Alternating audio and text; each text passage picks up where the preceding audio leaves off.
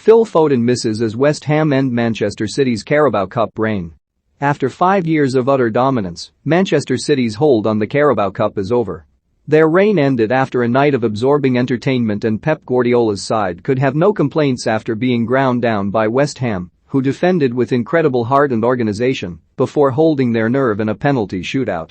West Ham were genuinely outstanding as they reached the last 8, once again demonstrating how far they have come under David Moyes. It did not matter that they were forced to live without the ball for long spells, the lactic acid rising as they strained to keep City's glittering attack at bay. That simply gave Moyes' players a chance to dig deep, and they relished seeing a daunting task out successfully, even if they needed Alphonse Areola to rescue them with some excellent saves in the second half. This is a very different West Ham team from previous iterations. It spoke volumes that they were able to compete with City despite making 8 changes from their win over Tottenham last Sunday, offering further proof of the tactical rigor introduced by Moyes. "I've got to give credit to the manager," West Ham's first-team coach, Stuart Pearce, said. "He drives this club on." Pearce went on to praise West Ham's resilience, their honesty, while he was right to talk up their courage with the ball.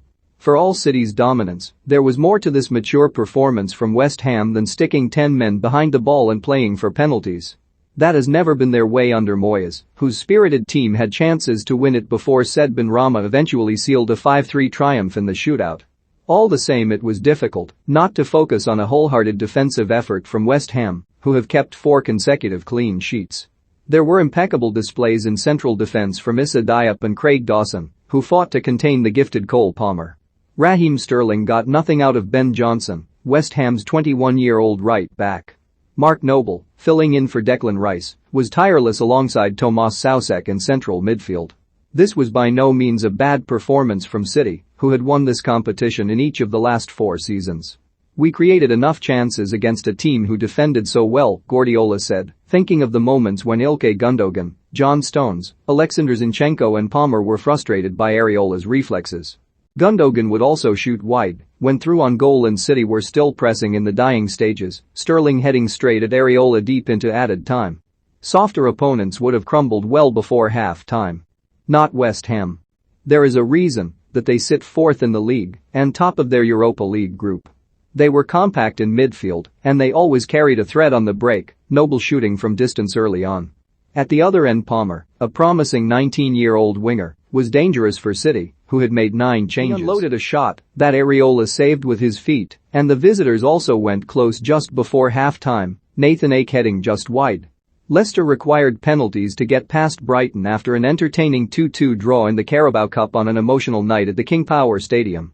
The tie took place on the 3rd anniversary of the helicopter crash at the ground which killed the club's chairman Vichai Srivaddhanaprabha and 4 others.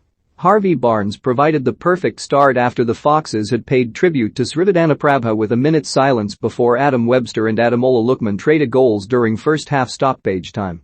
The Brighton forward Enoch Mwepu ensured there was another twist in the clash with a second equaliser with 71 minutes on the clock, but he later saw his spot kick saved by Danny Ward in the shootout, with Neil Maupay also firing over as Leicester triumphed 4-2 on penalties.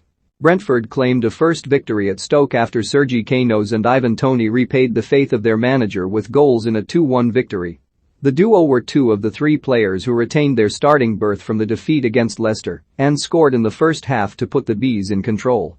The former Brentford player Romain Sawyers reduced the deficit after the break, but Thomas Frank's men held on to win and break their duck in Stoke, which put them into the last 8 of the competition for the 2nd year in a row. Media, if only Palmer's fellow forwards had played with more zest. Riyad Mahrez was quiet before being substituted, Sterling's influence was minimal, and Kevin De Bruyne's passing radar was off. "Kevin came back from a big injury," Guardiola said. "He was so important against Chelsea and Liverpool, and Brugge as well. He will get his best form." The outcome was hard to predict by the time De Bruyne went off in the 83rd minute. West Ham grew as an attacking force in the second half, Arthur Masuaku's raids down the left causing problems, and they could have nicked it. Zinchenko denied Andriy Yarmolenko with a last-ditch block. Teed up by Nikola Vlasic, Soucek blazed wide.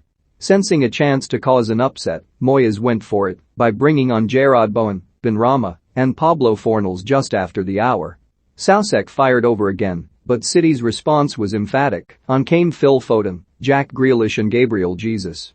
A City goal looked likelier after those changes, and West Ham had to retreat, Vladimir Kufel coming on to help Johnson deal with Foden. But there was no way through. It went to penalties and City were in trouble after Foden screwed his effort wide. Noble, Bowen, Dawson, and Aaron Cresswell were nerveless for West Ham, who have never won this competition, and Benrahma's accurate penalty meant that City finally knew what it was like to lose.